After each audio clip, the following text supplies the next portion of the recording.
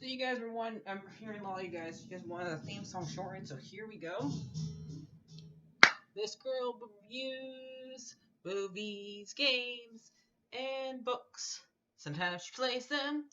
So does that, and when she does it with the cat, does that make her crazy? Does that make her crazy? Probably.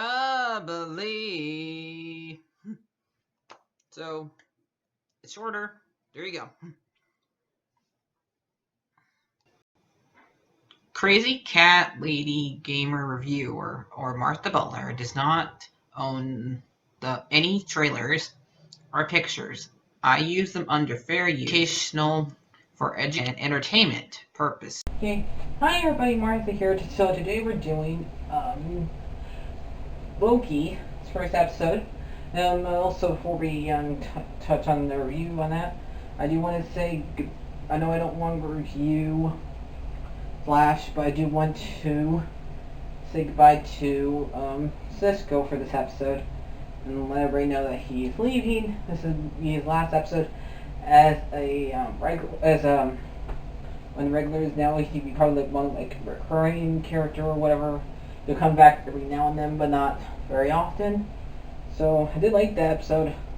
It was kind of it was pretty sad, but I just want to acknowledge that part since it's one of since we like that. But let's talk about Loki episode now. So I like the fact that they did show the end of they show the part of Endgame for people who don't remember. This is a different Loki than the one.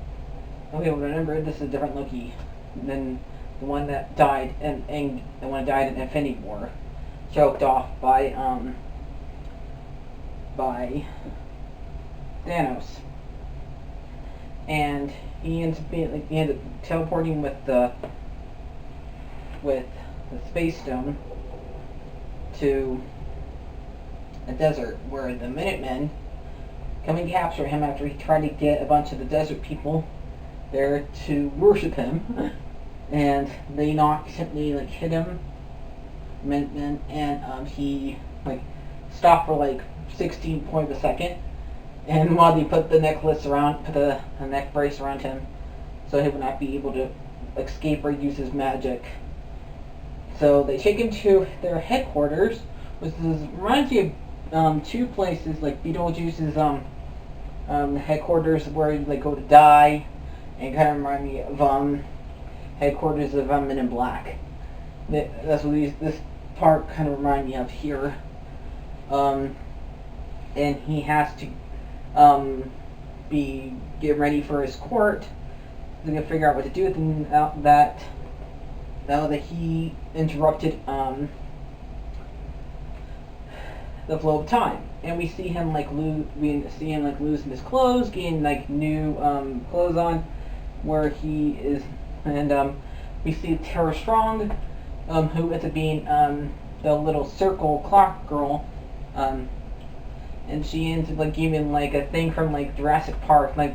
DNA, and she gives a thing for everybody to understand, where she explains that there was a war happened between all the multiverse, and the timekeeper's job now after stopping that war is to keep the flow of time, and and she explains that to Loki, and Loki found that funny. I did like a lot of the jokes in here, like how Loki had to sign a paper for every word he said, and how he tried to escape all the times. The girl just touched the button to make him wind back to where he was, and we see while this is going on, we see that Owen Wilson, who plays one of the Minutemen, who is called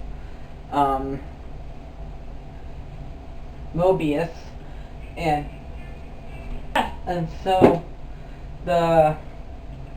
he is he's with another Minutemen people, and they find out that some people is killing the Minutemen when they go in to reset time and stuff like that.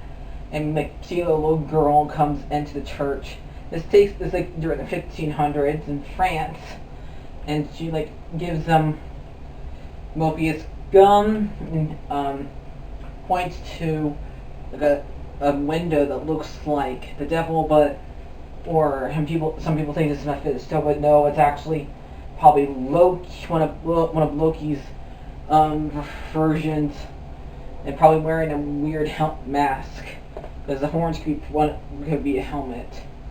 So, because that who gave her the candy, and so Mobius gets notified that they got this Loki, and he gets the idea to maybe he can get this Loki to help him.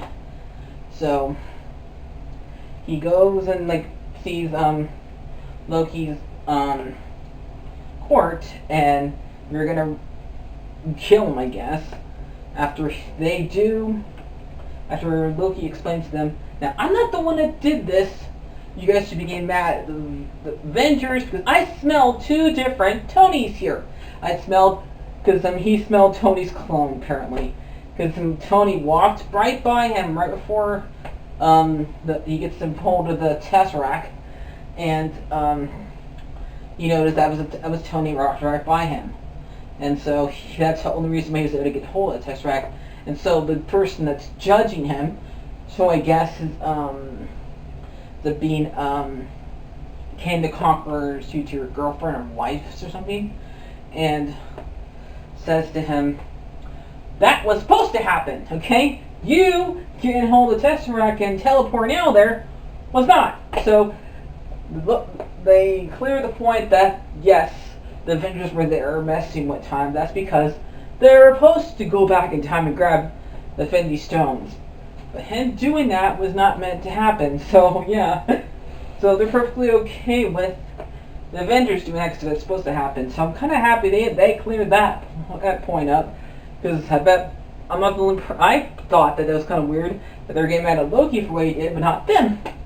And so yeah, and so Mobius comes and tells them, I'll ask Loki if that way I don't have to kill him.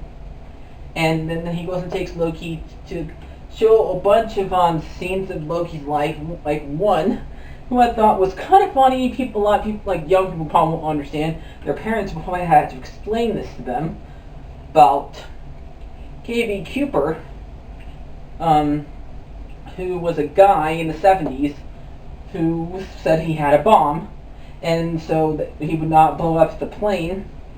Gave him a bunch of cash, and then he jumps out of the plane, and we don't ever see him again, but what we see is the cash. And so basically we're saying Loki here is now, it was K.B. Cooper at that time period when he lost a bet. We don't know what the bet was. He lost a bet to Thor to pretend to be somebody and say we have a bomb here and get cash, and then we'll teleport you back to home, Asgard, and all we see is cash. So that's kind of funny. that Marvel tried to say that Loki was K.B. Cooper. So that's funny, and that was one of his escapes.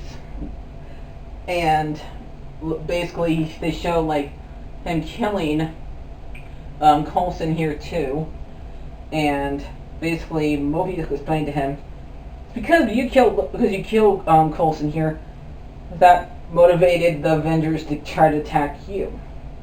And he also shows Loki's future, basically, where he ends up, if he did not go, if he didn't take the Tesseract, this would have happened to him. He explains to Loki that he would end up going to jail on Asgard and leading the Dark Elves to his mom, Freya. He did not know when he did this, though, that he pretty much killed his mom, because he thought he was leading the Dark Elves to Thor. But he gets sad and wants to know where is she, because he thinks that she's somewhere around here. So yeah, and he eventually, like, one of the time variant ladies, the one who chicks him, goes in there and talks to Morbius, and then Loki escapes during this, and they have to go track him down and look for him. And this is when he like bumps into one of the other people at the time variant who has the Tesseract. Who actually takes care of evidence and stuff like that. And when he opens the drawer to get out the Tesseract, we see all the other time stones and other forms in there. And he asks, "Why are these in here?" And oh, we just use those paper rights. And he eventually gets away from there, and the guys like destroy all the things that were on there, and he ends up getting the necklace off of him, put it on the lady, and he goes back into where he was watching his live store basically, and he watches the rest of it. He sees Odin acknowledge him as his son right before he dies. He sees Thor treat Loki as his equal and stuff like that. And he also sees his own death when Thanos chokes the life out of him. Wow. And then the fact that that says like film ended, and like you really got to feel for Loki here. Like he thinks that his life was meant for him to rule everybody, and he thought that was meant to be his story, but nope. He did rule for a little while, but not very long, and because he ruled during between the time of the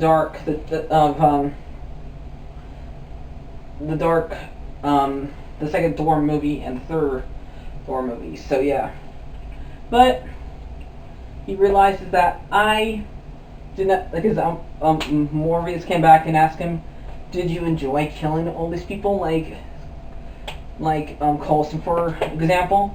And he says, "No, I did not. I do not enjoy that. I did that because I had to, because they were pretty much weaker than me, so I had to in order to get to my goal. But though I did not enjoy it." And so Mobius explained to him the reason why I needed help here. And he tried to escape before, because the Tesseract won't work. It doesn't work in this realm because it wasn't made in this realm, so therefore it won't work. That does not mean all of them are useless. They're just useless in this realm because it's in a different realm in Earth. So in Earth it would have worked, but not here. So let's clear that up for you guys. And this is when we after Maurice and Loki get that clear, we see a scene where the other Loki that's in a cloak. We don't know what this one looks like, if it's a girl or a boy, it's another Tom Hiddleston character, or if it's a female. Because it's in the black hood kind of thing, in a black cloak, so like that, and they put on. So, this person kills a bunch of Minutemen by lighting fire because there's oil on the ground, and that's when the episode ends. So, what did I think of this episode? It was really great. I liked it. Even though I've never really seen Mick and Morty, or that much of Doctor Who stuff, because that could also be another thing that probably could remind me of. But it's still, even though I've not seen those two other things, I still liked it, and I like the fact that we're getting a little our own time with Tom Hiddleston's Loki and have his own show. It's about time. So I cannot wait for next week's episode. So I'm probably gonna end up giving this one a 9 out of 10. Man, what do you give it, Solly? Overpass. Mateo. So I'll see you guys later. Like, share, and subscribe, and goodbye. I'm Solly. Turn to the camera. Bye-bye.